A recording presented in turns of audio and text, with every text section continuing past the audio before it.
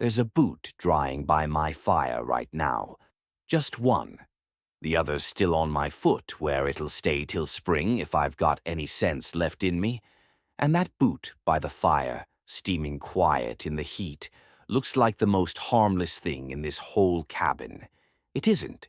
A wet boot has killed more good men in this country than the blizzard that soaked it ever did. And here's the part that ought to stop you cold. Most of them didn't die in the storm. They didn't die that night or the next one. They died days later, warm, dry, sitting by a fire just like this one, thinking the worst was already behind them. I know how backward that sounds.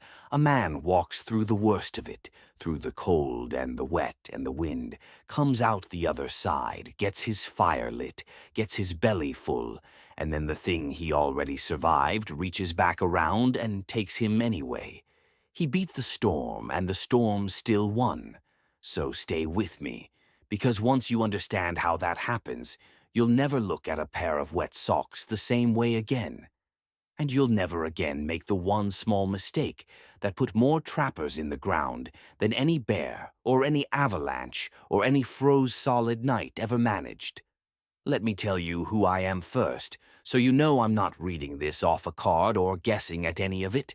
I've run a trap line alone through 9 hard winters in country you couldn't walk out of if your life depended on it.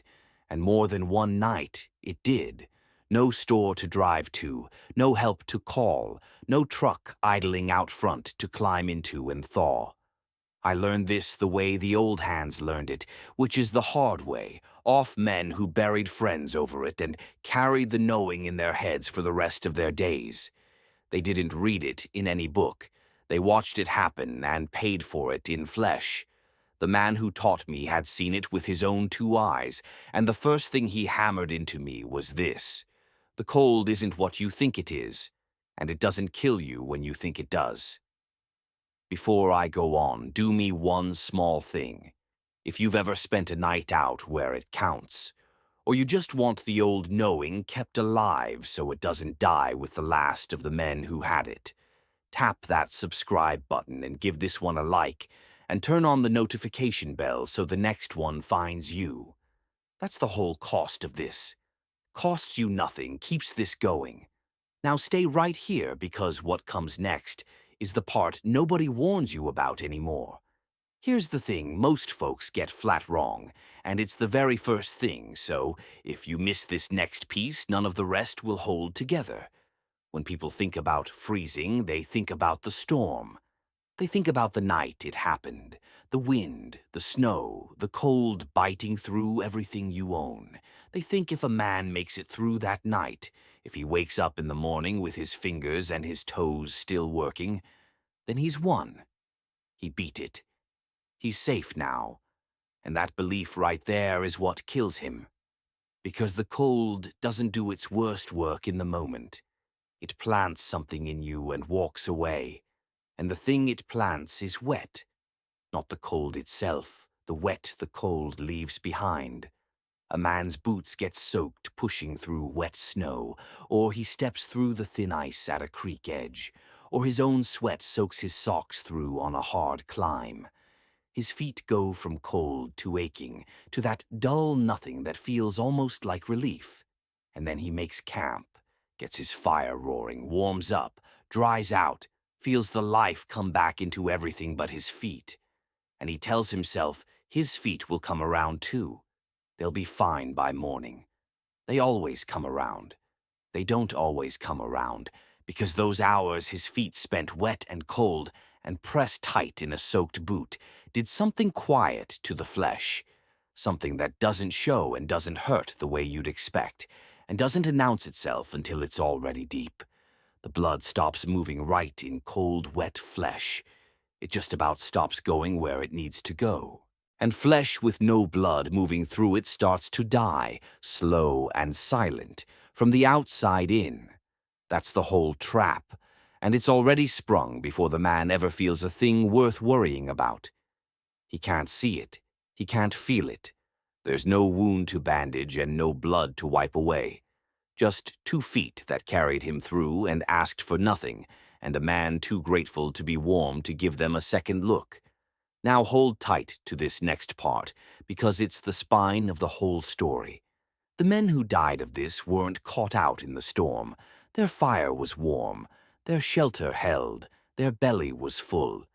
They'd made it through the bad night, and they knew they'd made it, and that knowing is exactly what did them in, because they thought the danger walked out the door when the sun came up. And I'm going to show you exactly how a warm, dry, safe man loses his feet, and then his life days after the cold is gone. But not yet. Keep it in the back of your mind, because it matters more than anything else I'll say before we get there. First, you have to understand why the wet is the real killer, and the cold is only the thing that loads the gun. Dry cold, a man can stand a long while. The old hands wintered in it for months at a stretch and came home whole. But wet changes everything, and it changes it fast. Water pulls the heat out of your flesh far quicker than air ever could. A wet foot in a cold boot loses warmth many times faster than a dry one, and it never gets the chance to warm back up, because it's sealed in there against the cold, stewing, hour after hour after hour. The boot that was supposed to protect him becomes the very thing holding the cold and the wet tight against his skin. His own gear turns on him, and he doesn't take it off because it's cold out, and pulling your boots off in the cold feels like the last thing a sane man would do. So he leaves them on, and leaving them on is the mistake. I want to stop here for just a second, because this next stretch is the part that saves lives, and I don't want you to drift off before you get it. If you're still with me, hit that like button so this reaches another man who spends time out where this matters, and subscribe if you haven't, because the old ways are worth keeping and there's not many left handing them down. All right, here's the how, and I'll pair every piece of it with the reason, because a rule you don't understand is a rule you'll break the first cold, tired night you're too worn out to remember it. The first thing, and the biggest thing, is this. You get the wet off. The moment you make camp, before the fire, before the food, before anything, those boots come off and those socks come off. Why?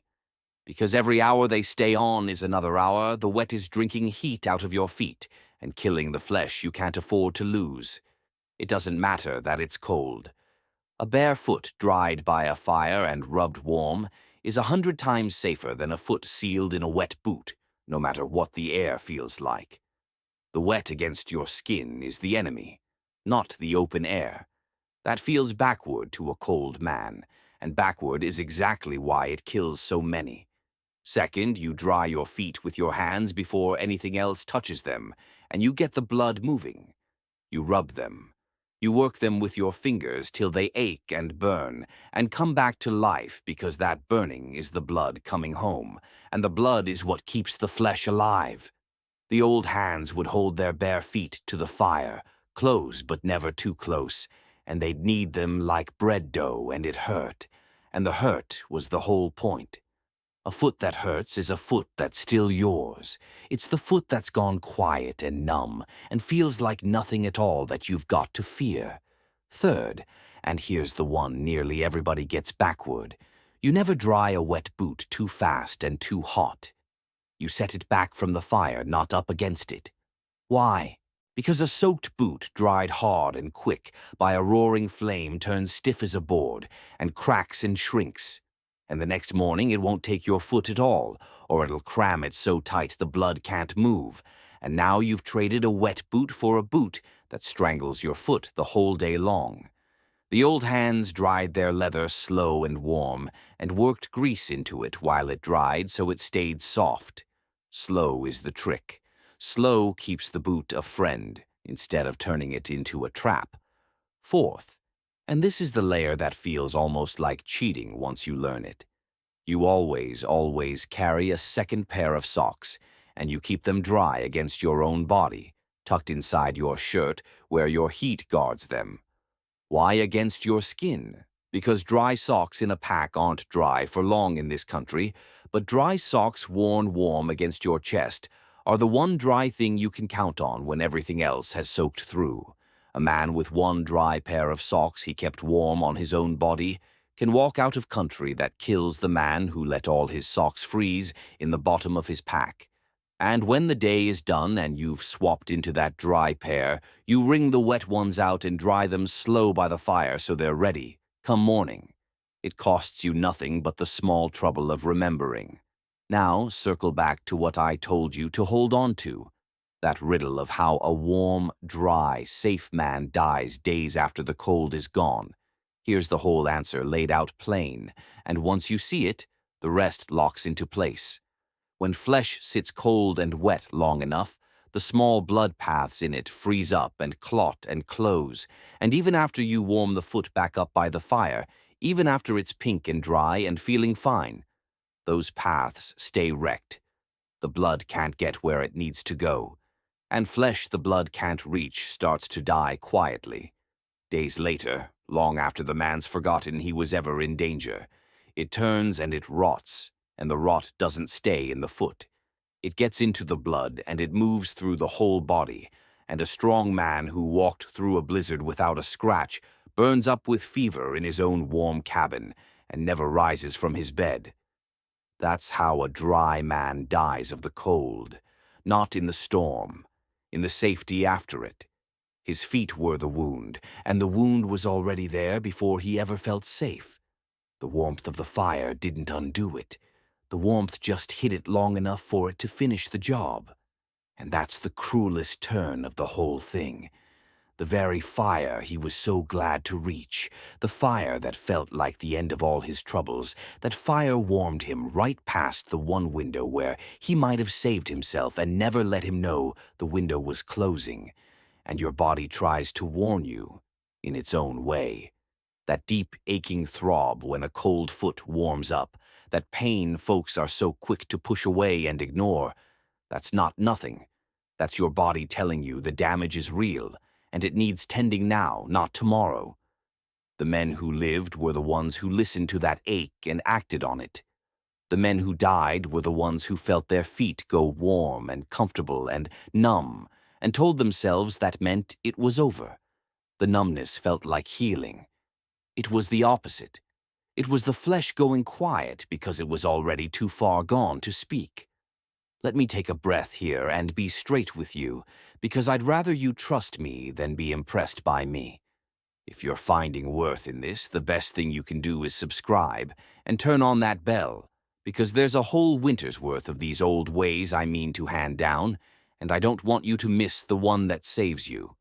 Now let me tell you where this falls short, because I won't sell it to you bigger than it is. This isn't going to happen to most of you. You've got a warm house and dry boots and a dozen pairs of socks in a drawer. To die of this, you'd have to be far out and worked hard and soaked through with no dry gear and no sense to stop and tend your feet, the way a lost hunter or a stranded traveler ends up, and not the way you're sitting comfortable right now. I won't tell you it's coming for you. But I'll tell you every man it ever came for thought that same thing, right up until the day it had him. And even in an easy life, a bad case of cold, wet feet, ignored too long, can cost a man toes he'd have liked to keep.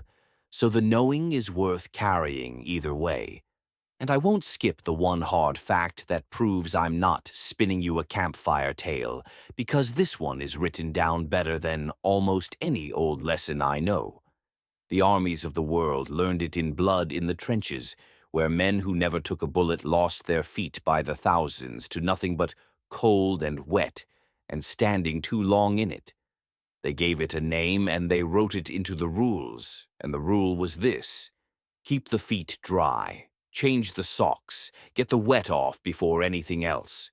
They drilled it into every man, and they made the officers answer for any soldier who lost a foot, because they'd learned the hard way that a lost foot took a man out of the fight just as surely as a bullet would have. And that wasn't a lesson learned once and set aside. Every war after, in every cold place men fought, it came back around and took its toll again, because each new batch of soldiers had to learn what the last ones already knew.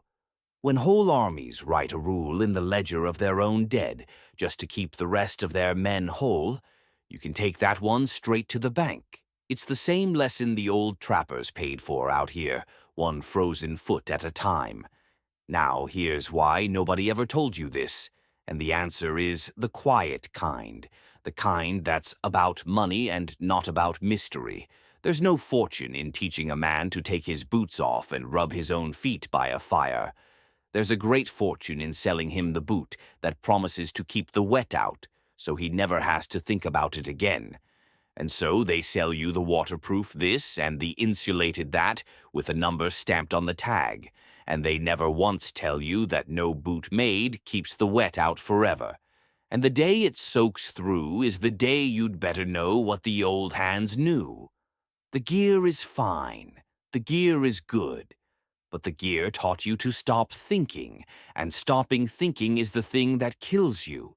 They sold you the boot and quietly took the knowing that was supposed to come with it. That's no cover-up. It's just the plain arithmetic of what sells. So here's how you carry all of this. Not as fear, but as a plain way of doing things, the whole system the old hands lived by. The wet comes off first, always, before the fire and before the food. You dry your feet with your hands and you rub the blood back into them till they burn. You dry your boots slow and warm, and never hard against the flame. You keep one dry pair of socks tucked against your own body where nothing can soak them. And you never, ever trust a warm, dry foot to tell you the truth about the damage already done, because the ache is honest and the numbness is a liar. Do that much, and the country can throw its wettest, meanest storm straight at you, and you'll still walk home come spring with every toe you started with. Maybe that's the real lesson, the one bigger than boots and bigger than winter. Those men didn't die because the storm was cruel. The storm was only ever just the storm, and most of them beat it clean. They died because they were certain that surviving the night meant surviving the cold, certain that a warm fire undoes what a cold day does, certain they already knew the one thing they didn't know at all. The wilderness never kills the humble man half as fast as it kills the sure one. And the old hands feared their own certainty more than they ever feared the storm. That's a thing I'd hand down to you ahead of any trick. So there's the whole of it, small enough to carry and free as the snow on the ground. Get the wet off first. Dry the feet and rub them warm. Dry the boots slow, never fast. Keep one dry pair of socks against your skin.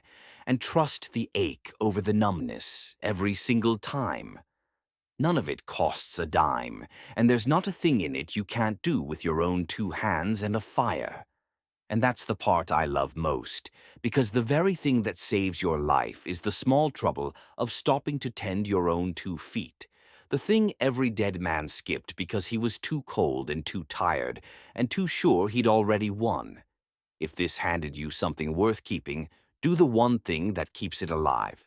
Subscribe, hit that like, and turn on the notification bell so the next one comes to you, because I've got more of these old ways to pass down, and I don't mean to let them go into the ground with the men who knew them. Tell me down in the comments what your own people did to keep their feet dry through a hard winter, because half of what I know I learned from somebody else's grandfather, and I'd be a fool to think I've heard them all. And before you go, here's what's been gnawing at me to tell you next. There's a water in the high country that runs clear and cold and clean off the peaks, prettier than anything you ever drank from a tap, and it laid strong men flat on their backs for a week and worse. The old hands had a way to read that water before they ever filled a cup, and it wasn't the smell and it wasn't the look. I'll show you what it was next time. Until then, keep your fire honest, keep your feet dry, and don't ever trust a warm night to tell you the danger's past.